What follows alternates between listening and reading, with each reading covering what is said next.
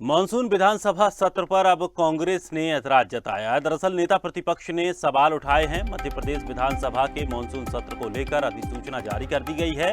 जारी अधिसूचना के मुताबिक इस बार विधानसभा का मानसून सत्र 5 दिन का होगा, जिसकी शुरुआत 25 जुलाई से होगी और सत्र 29 जुलाई तक चलेगा।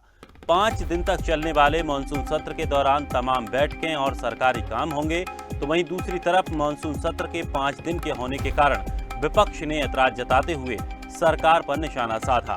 वहीं मध्य प्रदेश विधानसभा के मानसून सत्र के 5 दिवसीय होने पर कांग्रेस ने ऐतराज जताया है। नेता प्रतिपक्ष डॉक्टर गोविंद सिंह ने कहा कि हमने 3 सप्ताह का सत्र बुलाए जाने की मांग की थी, लेकिन सरकार मुद्दों पर चर्चा करने से बच रही है।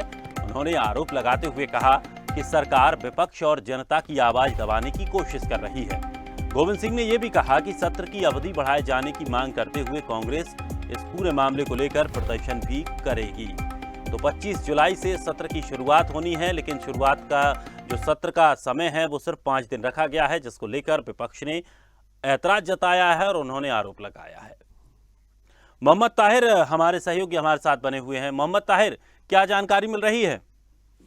बिल्कुल दिनेश, आपको बता दें कि मध्य प्रदेश विधानसभा का जो मानसून सत्र है उसका आगाज होने जा रहा है, जिसकी अधिसूचना भी मध्य प्रदेश विधानसभा के सचिवालय द्वारा जारी कर दी गई है। मध्य प्रदेश विधानसभा के मानसून सत्र की हम अगर बात करें तो इसकी शुरुआत 25 जुलाई से होगी और जो 29 जुलाई तक चलेगा। 5 दिन तक चलने वाले मानसून सत्र के दौरान तमाम बैठकें और सरकारी काम होंगे और जो तमाम मुद्दे हैं उनको लेकर चर्चा की जाएगी। अब वही दूसरी तरफ मानसून सत्र के 5 दिन के होने के कारण विपक्ष ने ऐतराज जताते हुए सरकार पर निशाना साधा है।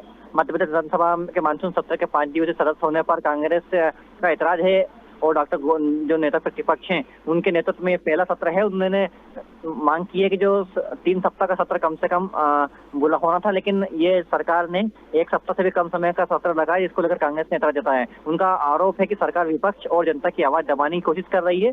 गोविंद सिंह ने यह भी कहा कि सत्र की अवधि बढ़ाए जाने की मांग अगर मांग कर रहे हैं, अगर नहीं होगा तो कांग्रेस इसको लेकर कहीं ना कहीं प्रदर्शन करेगी। तो पे देखा जाए तो मानसून सत्र की शुरुआत हो रही है और उसके शुरुआत का जैसे ही ऐलान हुआ है उसको लेकर विपक्ष ने सरकार को आड़े हाथों लिया है और कांग्रेस मांग कर रही है कि 3 सप्ताह का कम से कम सत्र हो, ताकि जो तमाम बैठकें हैं, तमाम जो जन कल्याणकारी मुद्दे हैं और जनहित के जो मुद्दे हैं उनको कांग्रेस उठाए। लेकिन ऐसे में कहीं ना कहीं 1 सप्ताह से भी कम समय का जो सत्र बुलाया जा रहा है उसको लेकर कांग्रेस की आपत्ति है। उन्होंने कहा है कि सत्र बढ़ाया जाए, अगर सत्र नहीं बढ़ेगा तो कांग्रेस सड़कों पर उतरकर विरोध प्रदर्शन करेगी। जी, तो क्या विरोध प्रदर्शन को लेकर, विरोध को लेकर कांग्रेस ने कोई रणनीति तैयार की है?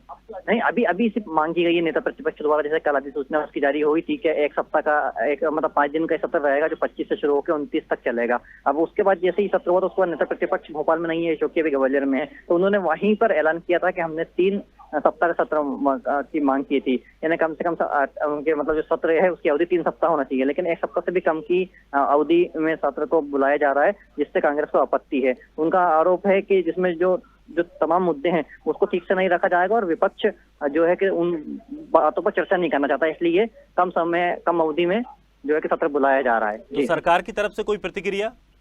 सरकार की तरफ से भी कोई इस तरह की कोई प्रतिक्रिया नहीं आई। अब देखते हैं कि कांग्रेस ने जब स्टैंड उसके ऊपर लिया है तो सरकार की क्या प्रतिक्रिया रहती है। जी चलिए, बहुत बहुत शुक्रिया मोहम्मद ताहिर तमाम जानकारी के लिए। आपको बता दें कि विधानसभा सत्र पर कांग्रेस ने ऐतराज जताया है। दरअसल मानसून सत्र को लेकर साफ तौर पर कांग्रेस का ऐतराज ये है कि सत्र की जो अवधि है वो कम रखी गई है। दरअसल 5 दिन के लिए समय रखा गया है, लेकिन साफ तौर पर विपक्ष का ये कहना है कि इस सत्र को कम से कम 3 हफ्ते तक किया जाना चाहिए, क्योंकि जो 5 दिन का समय है वो बहुत कम है और उसमें सरकारी कामकाज हो पाएंगे।